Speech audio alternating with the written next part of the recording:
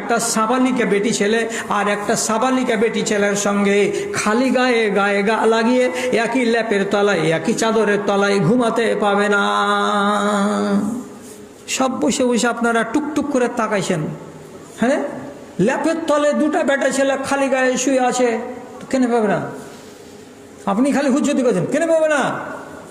দুটা মেয়ে লোক গায়ে গা লাগিয়ে পিঠে পিঠ লাগিয়ে শুয়ে আছে, 14 বছর 11 বয়স, 14 বছর 11 বয়স, গায়ে গা লাগিয়ে যদি কম্বলের তলায় শুয়ে থাকে, নবীজি বলছেন পাবে না। আপনি তখন মনে মনে বলছেন কেন পাবে না, কেন পাবে না, কেন পাবে না? তো কেনার জবাব আমি দিব? রাসূলুল্লাহ বলছেন, কি বলছেন? একটা 7 ফিট বাই 5 ফিটের ছপ্পের খাট আছে তোমার বাড়িতে। ছেলে পিলে আমাদের দেশে শেরশাবাদী কমে কেমন হয়, একটা হলো 2 বছরের, আরেকটা হলো 3 বছরের, আরেকটা হলো 5 বছরের, আরেকটা হলো 7 বছরের। আমাদের দেশে তো ছেলের অভাব নাই। বাপমা তখন কি করে, একই খান ছাপের খাটে একটাকে বেড়া করে, একটাকে খাড়া করে, একটার ট্যাং ওদিকে করে, একটার মাথাকে এদিকে করে সব শুতিয়ে দেয়, হয় না?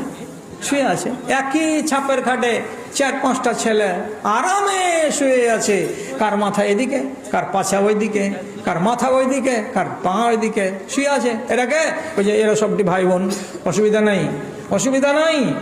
তারপরে নবী কি বলছেন, ওয়াইজা বালাগা, এই 4-5টা আপন ভাই বোনের ভেতরে যদি কোনো একটার বয়স 10 বছর হয়ে যায়, অর্থাৎ বেটিটার বয়স যদি 10 হয়ে যায়, কিংবা একটা বেটা আছে তার বয়স যদি 10 বছর হয়ে যায়, তো 4-5টা ভাই বোন একই ছাপের খাটায় যে শুয়ে থাকতো, তো তাদের ভেতর থেকে নবীজি বলছেন যে 10 বছর বয়সের হয়েছে তাকে বিছানা থেকে আলাদা করে অন্য বিছানায় ঘুমাবার ব্যবস্থা দাও।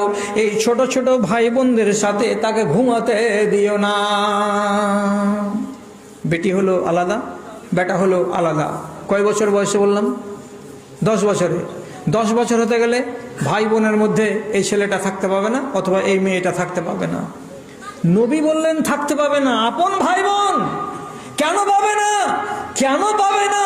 তার একটি মাত্র কারণ হলো এই মানুষের চামড়াতে, মানুষের গায়ে রব্বুল আলামিন এমন একটা অনুভূতি দিয়েছেন, চামড়াতে যদি চামড়া লাগে মানুষের মনের ভেতরে উত্তেজনা তৈরি হয়, যেটাকে দেশওয়ালি বাংলাতে সুরসুরি বলা হয়। মানুষের গায়ে মানুষের গা যদি লাগে তাহলে মনের ভেতরে 10 রকমের খেয়াল তৈরি হবে, আর 10 রকমের খেয়াল যদি তৈরি হয় তো রাতের ভিতরে কোনো এক টাইমে অঘটন ঘটে যেতে পারে। তার জন্য নবীজি বলছেন